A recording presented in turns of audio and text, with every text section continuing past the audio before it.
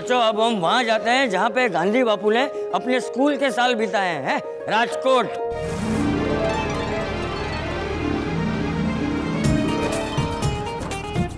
बच्चों, ये है कबा का डेला। गांधी जी के पिता करमचंद गांधी जी को कबा कहते थे। बच्चों, करमचंद गांधी जी राजकोट के दीवान थे। महात्मा गांधी जी अपनी छोटी उम्र में पोरबंदर से इस घर में रहने के लिए आए थे। 1881 से लेकर 1920 तक वे लोग इस घर में रहे। फिर परिस्थिति के कारण उनको ये घर बेचना पड़ा और फिर उस समय के सौराष्ट्र के मुख्यमंत्री ढेबर भाई ने ये घर खरीद लिया। लेकिन फिर गांधी बापू की 100वीं जन्म जयंती पर गांधी स्मृति के नाम से म्यूजियम के रूप में समाज को अर्पित कर दिया।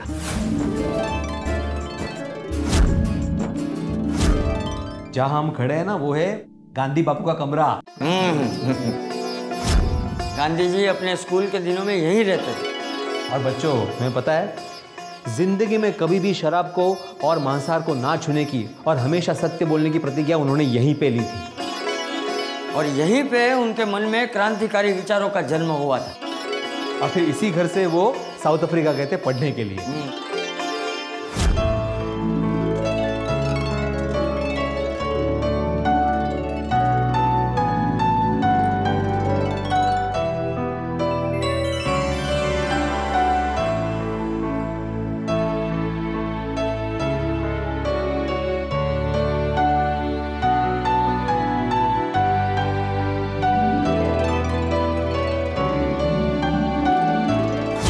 वाह भिड़े अंकल, यहाँ पे सच में गांधी जी के बारे में बहुत कुछ पता चला।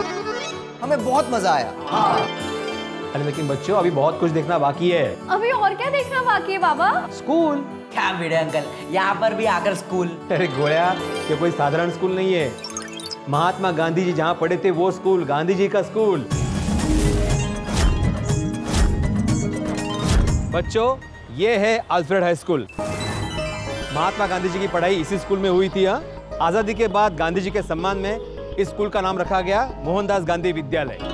और बच्चों, पिछले साल ही राजकोट की महानगर पालिका ने इसे गांधी म्यूजियम का रूप दिया है, जिसका उद्घाटन हमारे माननीय प्रधानमंत्री श्री नरेंद्र मोदी जी ने किया। तो चलिए ना, जल्दी से अंदर जाके देखते हैं। हाँ चलो चलो, मैंने तो टिकट्स भी ले लिए हैं। चलो।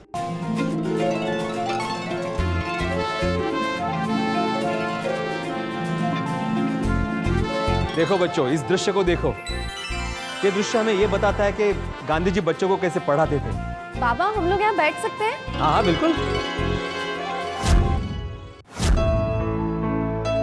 देखो बच्चों, गांधी बापू ने अपना बचपन यहाँ पर बिताया था और अपनी स्कूल की पूरी पढ़ाई भी उन्होंने यहीं पर की थी। 18 साल की उम्र तक यहाँ पर पढ़ाई करने के बाद फिर आगे की पढ़ाई करने के लिए गांधी जी भावनगर और मुंबई गए। और हाँ, फिर बैरिस्टर बनने के लिए वो लंदन गए।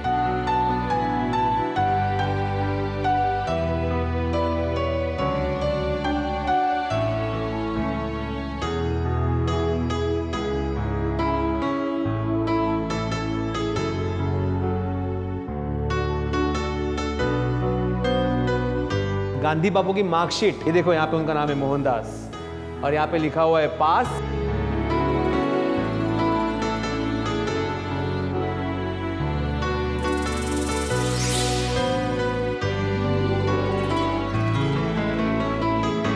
हमने गांधी जी का जन्म स्थल, घर, स्कूल, ये सब तो देख लिया है। अब हम जाएंगे गांधी जी के आश्रम।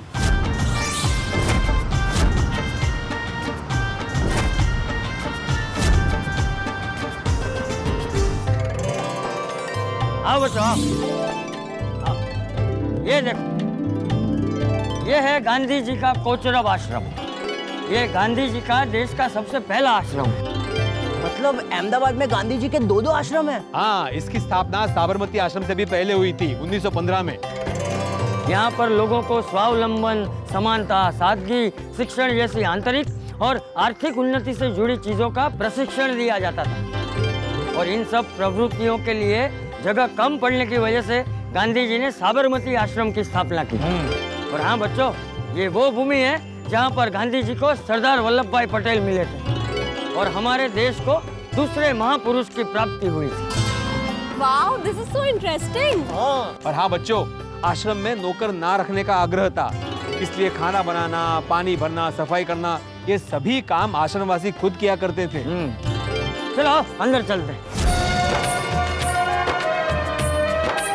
साउथ अफ्रीका से वापस लौटने के बाद गांधी जी ने भारत में अपना पहला आश्रम बनाने के लिए अहमदाबाद को चुना और इसी कोचरब आश्रम से भारत में गांधी जी के सत्याग्रह के प्रवास की शुरुआत हुई।